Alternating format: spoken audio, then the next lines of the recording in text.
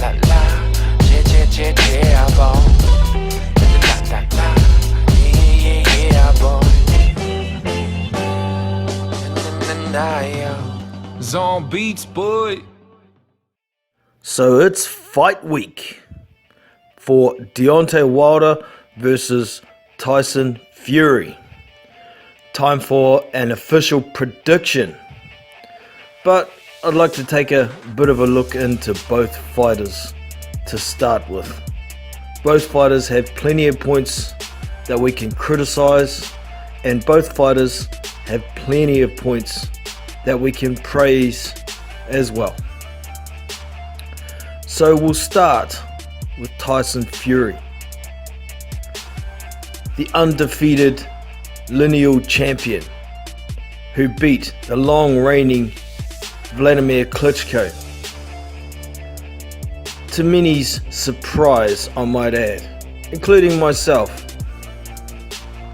However, he really did make Vladimir Klitschko look ordinary, which is something he is not, or wasn't.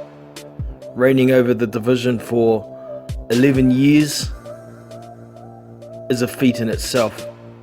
So Tyson Fury deserves all the credit for what he did against Vladimir Klitschko.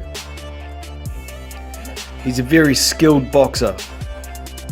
He's got lots and lots of tools in the toolbox. He can throw every punch that you can think of. Quite often, he looks unorthodox, especially being how big he is.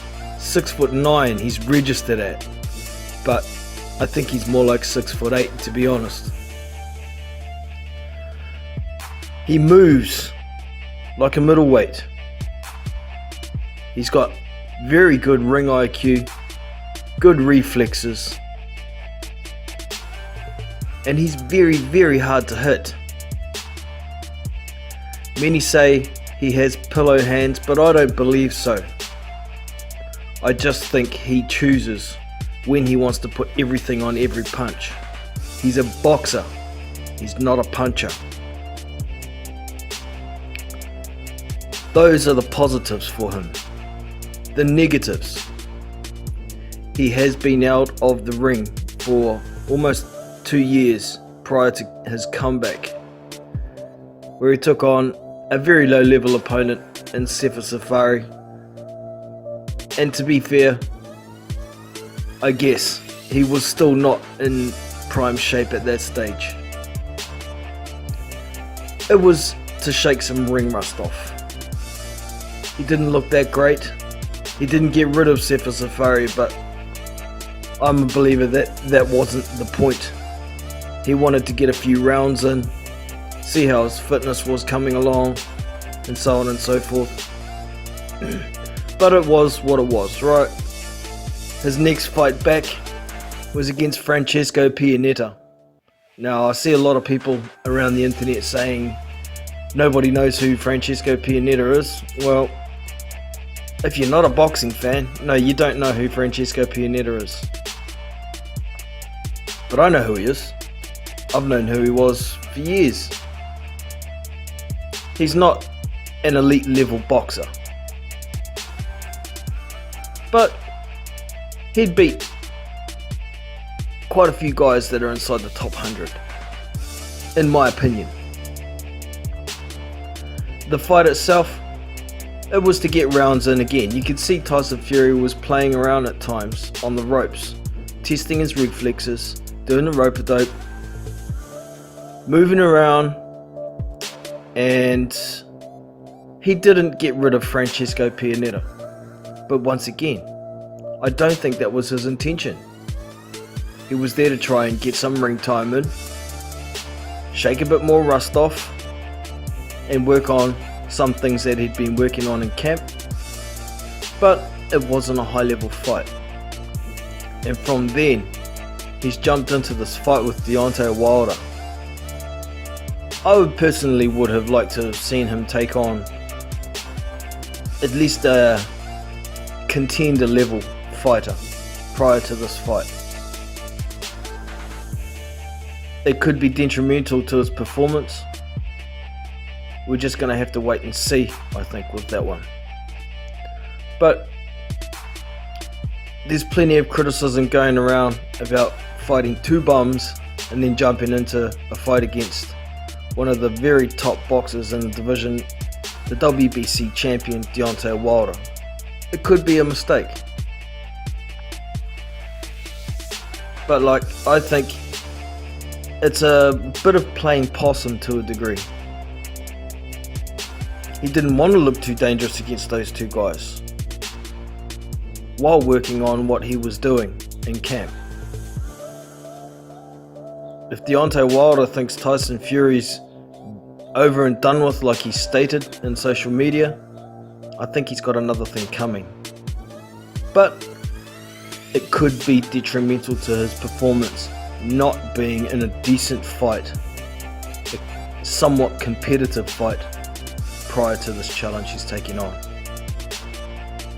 And that is playing a big part with what the bookies are paying for Tyson Fury to win.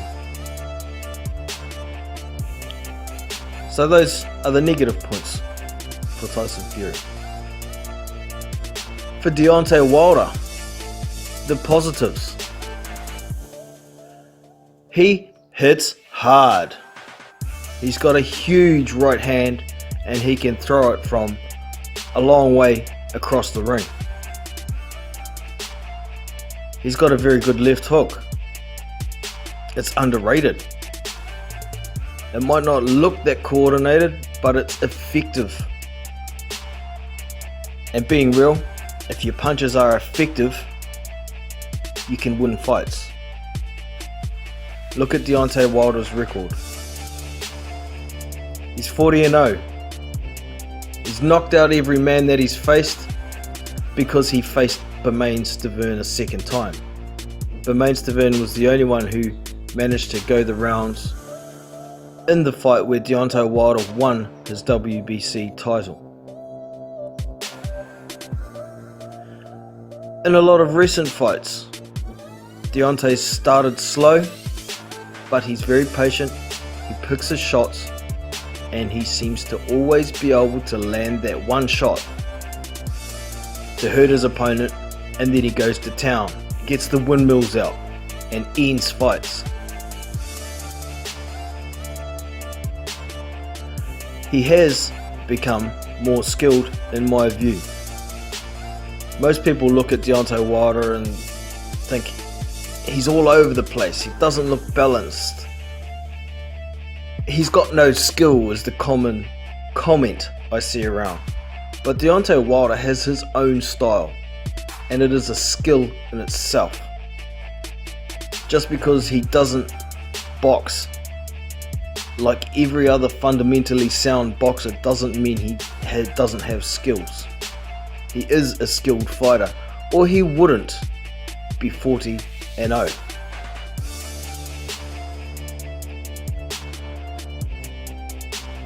The negatives for Deontay. He does get off balance quite a lot. That is due to the fact he puts everything on almost every punch, or every right hand at least, and he's there to be hit if he misses.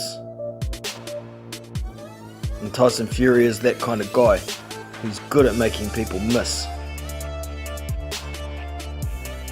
Deontay doesn't counterpunch very well. He seems to have pretty good reactions, but he moves backwards in straight lines or leans back, which is all fine and dandy if you're fighting a guy who's smaller with a shorter reach than you. That isn't the case with Tyson Fury, so this could be a problem.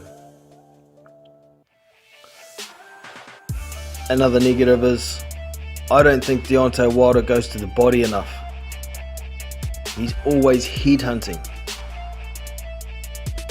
If he wants to be able to land on Tyson Fury, he's going to have to throw some body shots to slow him down, to stop that top half of his torso moving so much, so that the head is a more stationary target. But that point in particular, I think, is easily fixable, and I think we're going to see Deontay going to the body early in this fight. He's going to try and start quicker and going to the body. Makes perfect sense. And for me, the biggest negative of Deontay Wilder is his mouth. It's the reason why people don't like him, or a lot of people don't like him. There's a fine line between confidence and arrogance. If he was to say things like, "I believe I'm the most feared man on the planet," that's confidence. When you come out and say, "I am the most feared man on the planet," that's arrogance. If he had proved it, then yes, it would be confidence, but it's arrogance. So his appeal to the fans globally and even in his own country is suffering somewhat because of his mouth. But all that said and done, good points and bad points covered, it's time for me to give a final official prediction. I think Deontay Wilder is going to land that punch probably around 8, 9 or 10 in rounds. That's my official prediction.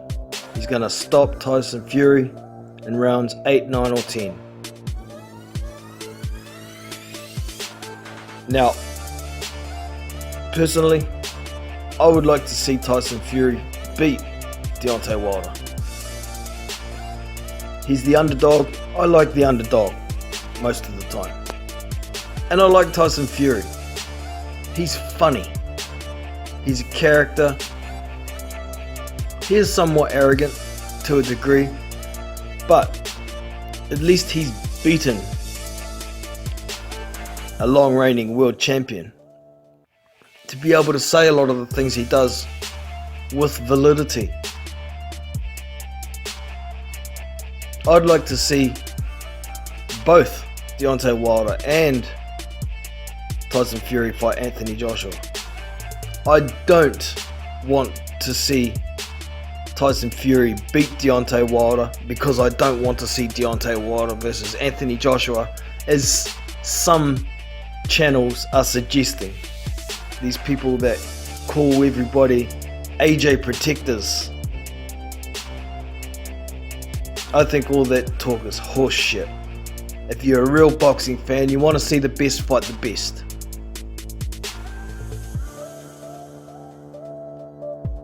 But I'll be rooting for Tyson. I wouldn't at all be surprised if he can pull off a 12-round decision.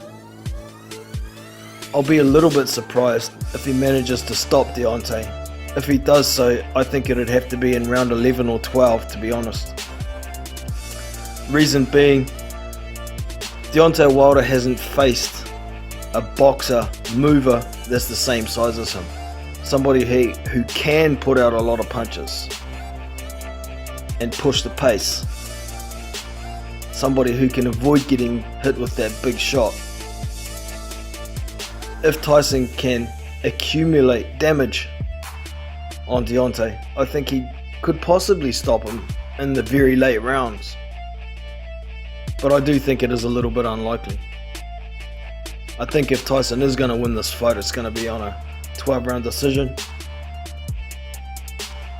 But like I said, my official prediction is Deontay Wilder stoppage 8, 9 or 10. It's just too difficult for me to bet against that big right hand. So that's me, done and dusted. Official prediction out the way. Now I'd like to hear from you. Give us your prediction and why you think your prediction will come to fruition. So I hope you've enjoyed the video. Don't forget to give me the thumbs up if you have. Subscribe to the channel, and I'll catch you in the next one. Big Boys Boxing. We out. See you. La la, yeah, boy. La la, yeah, boy. Nah, yeah. Zone beats, boy.